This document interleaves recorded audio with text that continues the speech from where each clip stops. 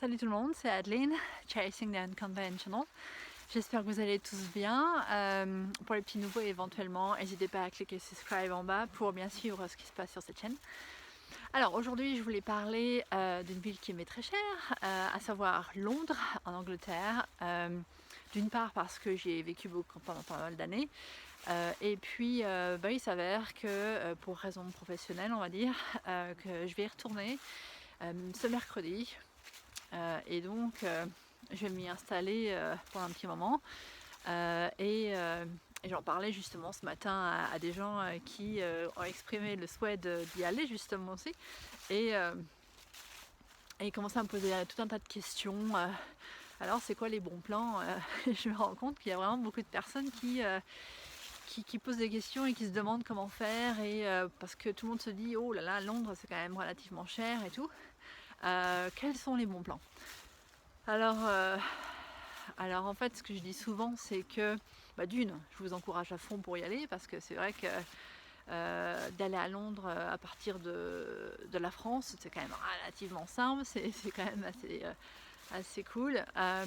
Donc après ça dépend d'où vous venez exactement, mais donc vous pouvez vous y rendre en avion, en train et en bus.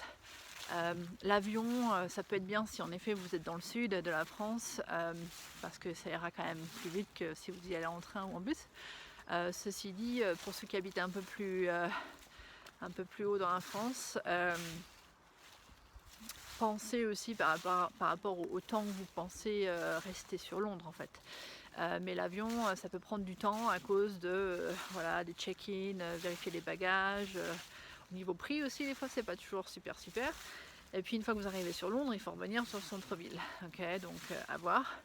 Au niveau du train, moi j'aime beaucoup, je l'ai fait pendant des années, en passant soit par Paris, soit par Lille, suivant les disponibilités. Mais c'est vrai que je recommande quand même pas mal par Lille parce que c'est dans la même gare. Il n'y a pas à se faire suer à changer à Paris et prendre le métro, tout ça, c'est jamais très simple.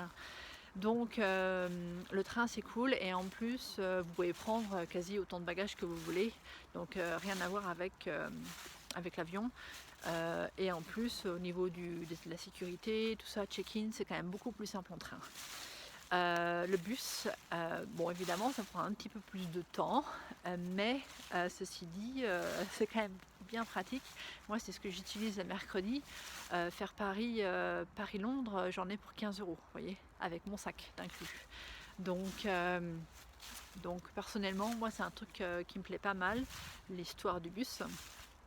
Et j'arrive aussi relativement dans le centre de Londres, donc après vu que je connais tout ça, ça va être assez simple pour me déplacer. Donc voilà, après à vous de voir quel bon plan pour vous. C'est de prendre soit l'avion, le train ou le bus. Après au niveau hébergement, tout dépend de ce que vous voulez faire et ce qui est un bon plan pour vous, parce que moi je peux vous dire un bon plan, voilà, ça va être telle zone super centrale à 20 € par nuit, c'est nickel. Bon après il faut voir la qualité, mais ce qui est un bon plan pour moi ne sera pas forcément un bon plan pour vous, et ainsi de suite. Okay, donc avant de vous lancer dans des réservations, tout ça, regardez un petit peu ce qui se fait, regardez ce que vous avez envie de faire, pensez-y. Est-ce que c'est principalement du shopping pendant les soldes et tout ça, pourquoi pas? Est-ce que c'est des visites culturelles? Est-ce que c'est rendre visite à des amis? Est-ce que c'est faire la tournée des pubs, parce que ça existe? Ça dépend de beaucoup de choses, ok? Donc après vous pouvez faire un mixte, donc c'est à vous de voir après ce que vous avez envie de faire, ok? C'est pour les personnes. Donc réfléchissez bien à ça et ensuite décidez de quel quartier vous irez, ok? Parce que c'est quand même assez grand Londres. C'est vrai que des fois vous pouvez aller assez loin pour pas payer trop cher, mais bon, s'il faut faire 1 heure de métro le matin, 1 heure le soir pour retourner, c'est pas forcément toujours simple. Est-ce que vous voulez pouvoir cuisiner un peu ou pas? Il y a des gens qui aiment faire un petit peu de popote pour économiser un peu, ou soit c'est le restaurant tous les jours, midi et soir. Voilà, il y a plein de choses à prendre en compte. Et puis voilà, suivant ce que vous voulez visiter. Okay. C'est vrai qu'après ça dépendra aussi de la période où vous allez, si c'est l'été, l'hiver.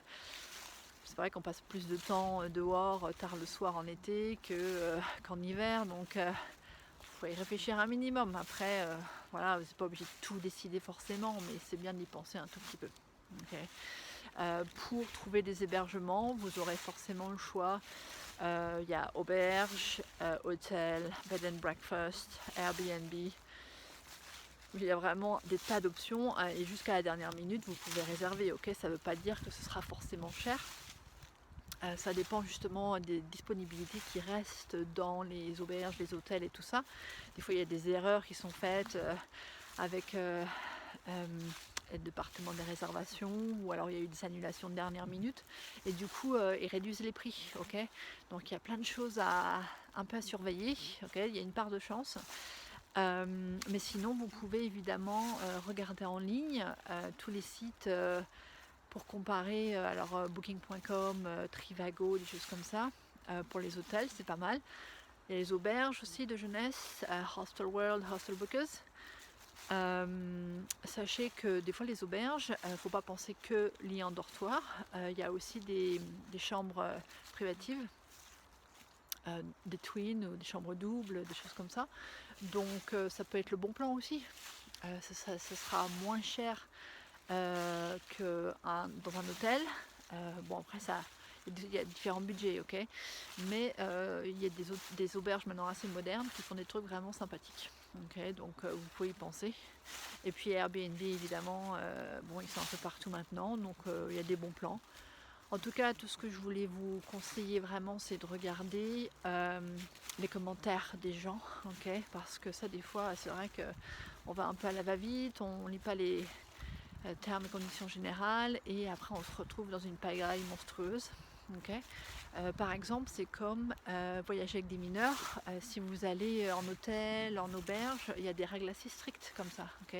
Moi, j'ai travaillé pour une chaîne d'auberge de jeunesse pendant un long moment, et j'ai eu des parents qui réservaient des lits en dortoir pour leurs enfants, donc des mineurs.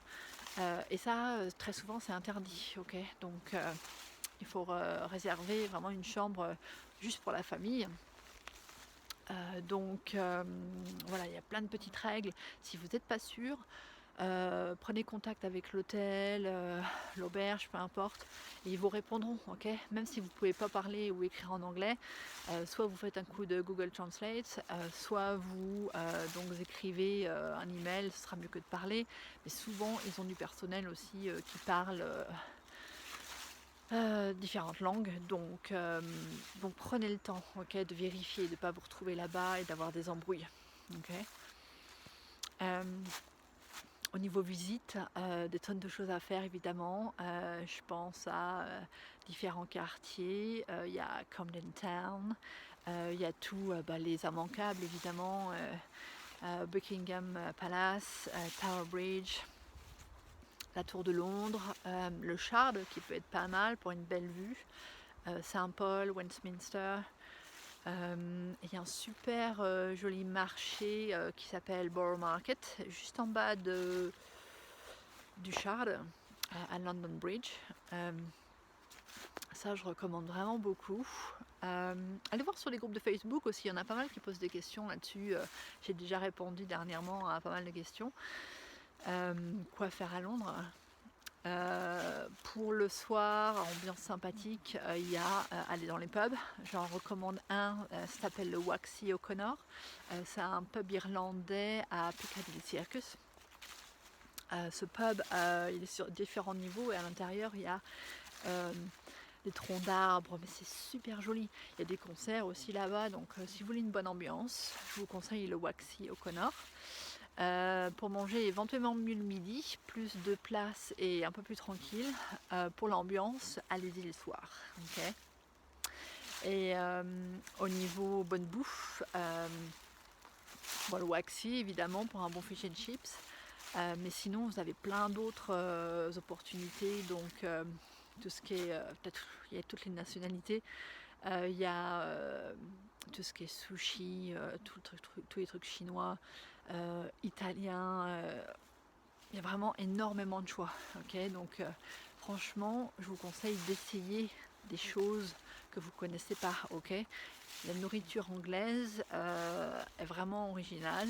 Il y a des faux stéréotypes qui circulent depuis des années. S'il vous plaît, n'allez pas au McDo ou manger des choses pas bonnes au supermarché. Il y a vraiment des super trucs à tenter et vous ne serez pas déçus, je vous promets. Okay, donc ça, le fish and chips surtout, avec du vinaigre à faire. Il y a aussi le super magasin Fortnum and Mason dans Piccadilly Street. Street or Road, je sais plus. Bref, c'est à côté de Piccadilly Circus. Et ça, c'est un super magasin où la reine faisait ses emplettes. Il y a des super nourritures, des super confitures et tout ça. Donc ça, c'est un super magasin. Fortnum and Mason. Et voilà, donc au niveau visite, au niveau nourriture, hôtel, j'ai parlé. Voilà, je pense que ça remplit pas mal ça répond à pas mal de questions.